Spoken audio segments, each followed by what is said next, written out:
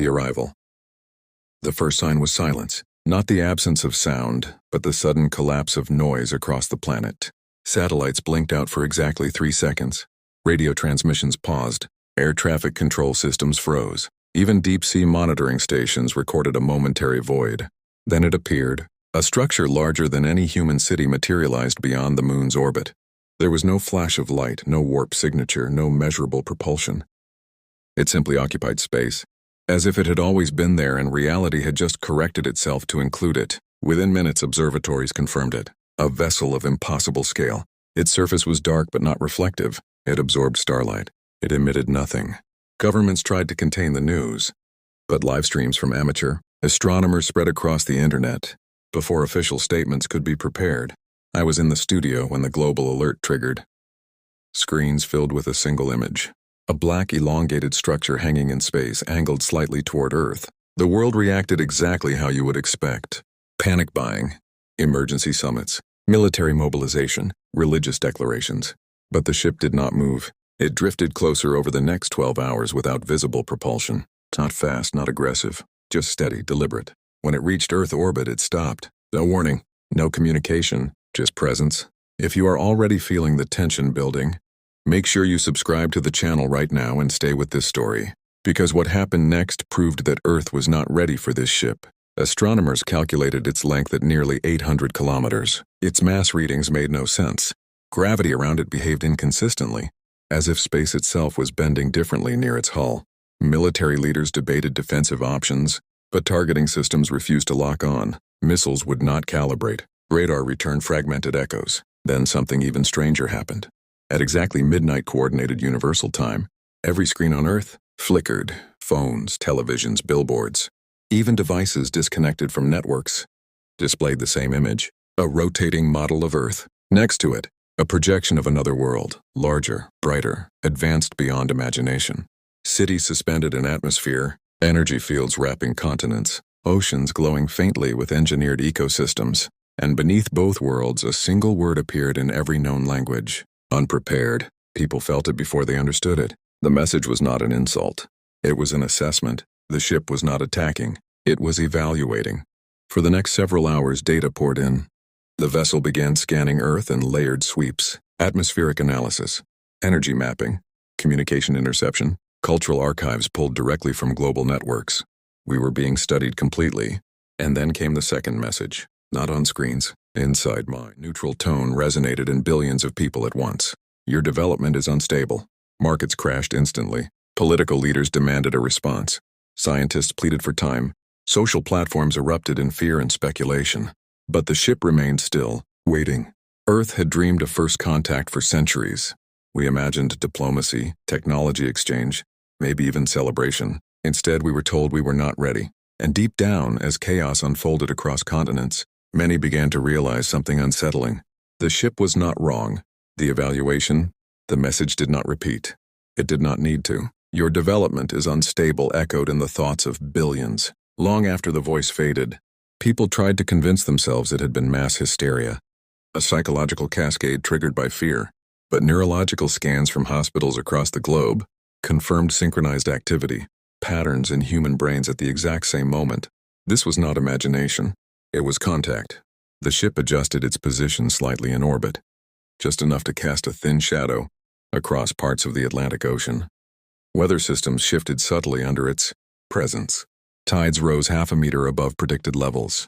It was not an attack.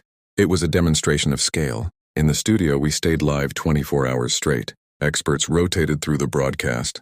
Astrophysicists, behavioral scientists, former military officials. The conclusion was becoming clearer. We were not facing invasion. We were undergoing evaluation. If you want to see how humanity responds to judgment from something far beyond us, make sure you subscribe to the channel and stay until the end, because the next phase changed everything. Within 48 hours, the ship began transmitting structured data streams. Not language, not images, patterns, mathematical constants layered with simulations. Scientists decoded the first layer. It was a projection of Earth's next 200 years, based on current trajectories: climate collapse, resource wars, artificial intelligence destabilization, escalating inequality. The second layer showed an alternate path: global cooperation models, unified energy grids, conflict reduction protocols, technological acceleration balanced with ethical frameworks. The difference between the two futures was staggering. But here was the critical detail. In both simulations, the ship never intervened. It observed only. The implication was clear. They were not here to fix us. They were here to determine whether we were capable of fixing ourselves. Governments convened emergency assemblies unlike any in history. Rival nations shared classified research openly for the first time. Militaries temporarily suspended active conflicts to redirect resources toward analysis of the vessel. Time in modern history, humanity's attention was unified. And then the third message came. This one was not projected globally. It appeared only to decision-makers, scientists, heads of state, leaders of major corporations, influential figures. A countdown. 72 hours. No explanation. Just a precise temporal marker. Publicly, authorities denied knowledge of anything new. But tension spread quickly. Rumors of a deadline circulated online. Financial systems destabilized further. I watched leaders on screen trying to appear composed while clearly overwhelmed. They were not negotiating with an alien civilization. They were being tested by one. The ship brightened slightly along its edges as if charging. Energy readings spiked but remained contained. 72 hours to prove something. To whom? And how? For the first time since its arrival, fear shifted into determination. Grassroots movements erupted worldwide. Massive cooperation initiatives launched overnight. Scientific data became open access. Rival tech companies merged research divisions temporarily. Humanity was moving. But was it enough? With 12 hours remaining on the silent countdown, the ship began to descend lower into orbit. Not aggressively, decisively. Earth was being watched more closely than ever before. And the clock was still ticking. The threshold. With 12 hours left on the countdown, something extraordinary happened. Humanity stopped arguing. Not completely, not perfectly, but enough to shift the trajectory. Emergency global sessions were broadcast openly instead of behind closed doors. Scientists who had competed for funding shared breakthroughs without hesitation. Military commanders from rival nations appeared side by side on live feeds, announcing synchronized de-escalation protocols. For the first time, cooperation was not symbolic. It was operational. The ship responded. Its surface, once uniformly dark, began to illuminate in faint geometric lines. Not threatening, not dramatic, observational, as if it were recalibrating its assessment in real time. Inside our studio, exhaustion was visible on every face. We had not slept properly in days, yet viewership had never been higher. The world was watching itself change. If you have stayed with this story until now, make sure you subscribe to the channel because what happened in the final minutes proved something about humanity that no one expected. Hours remaining, the countdown that only leaders could see suddenly became visible to everyone. Every screen on Earth displayed the same timer. 5 hours 59 minutes. No explanation. No instructions. Just time. Panic flickered briefly across global networks, but it did not spiral like before. Something had shifted.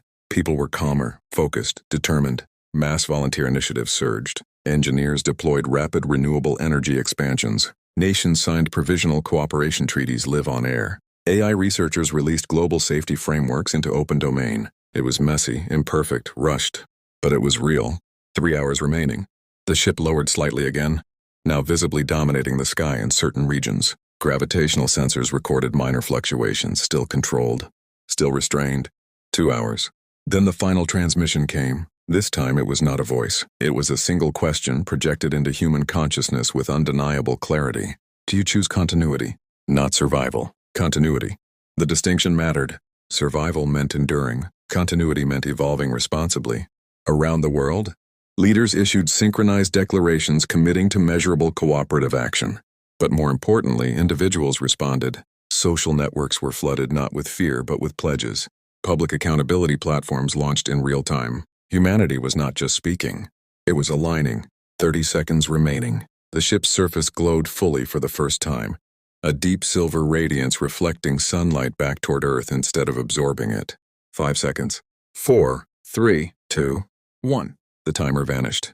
For a long moment, nothing happened. Then the ship began to rise, slowly, smoothly, without shockwaves or disruption. It ascended beyond orbit, beyond lunar distance, shrinking into a point of light before disappearing entirely.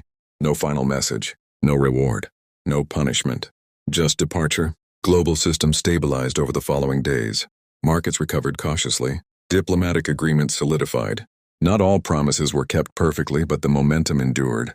Earth was not ready when the ship arrived. We were divided, reactive, unstable.